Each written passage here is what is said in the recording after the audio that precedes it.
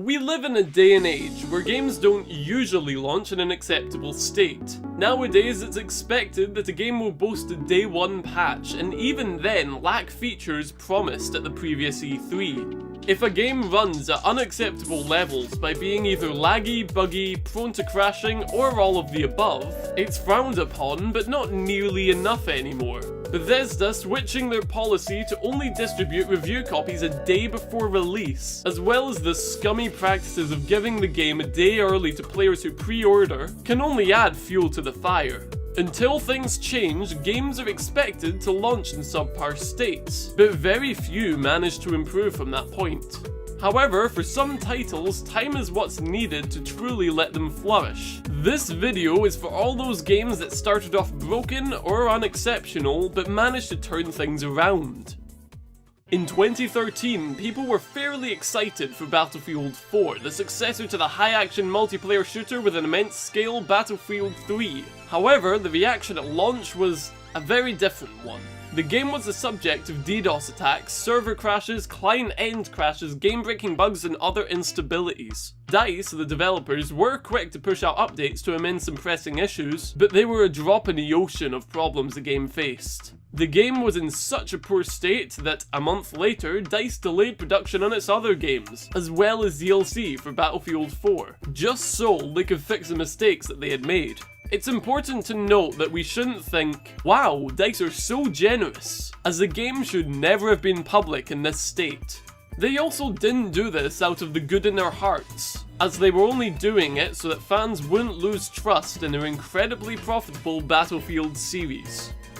Credit where credit is due, they were dedicated to truly fixing the game, and the game greatly benefited as a result. Even when Battlefield Hardline, a game by another studio, was being teased and hyped, the previous game was being dutifully tweaked and corrected.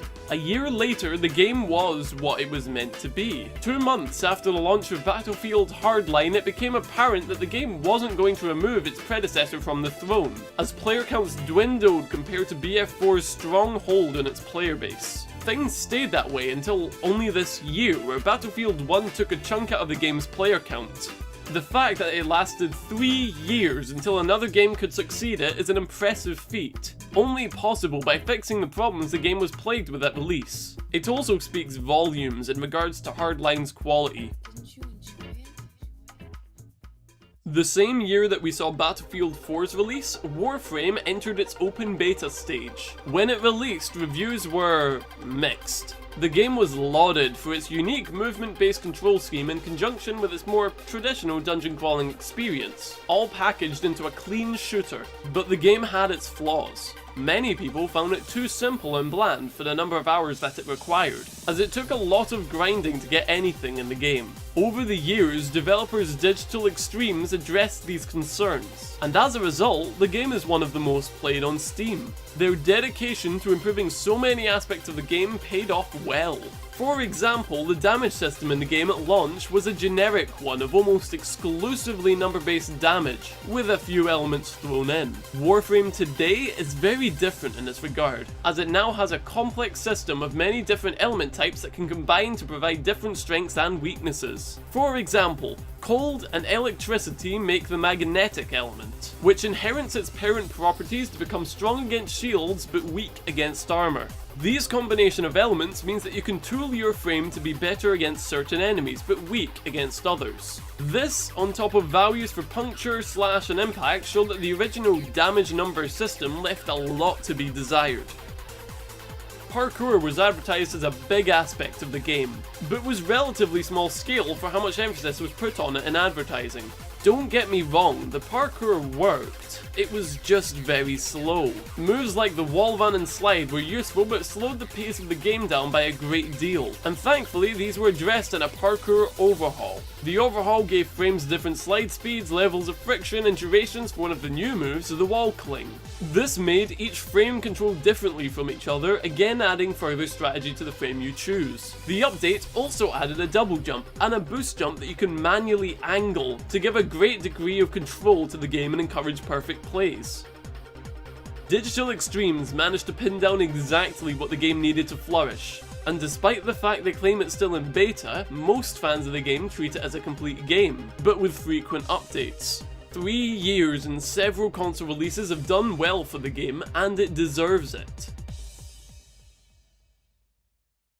Final Fantasy XIV was critically panned upon its launch. It turned away longtime fans of the series by being completely unwelcoming in its confusing first hours. And the MMORPG experts who have braved World of Warcraft's hardest were bored to death by a bland grindfest with little substance. Add to this a small empty void of a world and an interface that's an exercise in impossibility, and you have a wreck of a game. The few things introduced to diversify the genre did little to make it worthwhile. So, of course, the natural solution is to raze everything to the ground. In the lore, a dragon breaks free from the moon and destroys everything. And so, the game was good. Final Fantasy XIV: A Realm Reborn is a completely different game from the original, and I mean that genuinely. The game was rebuilt from the ground up, and this is sounding like a marketing pitch, isn't it?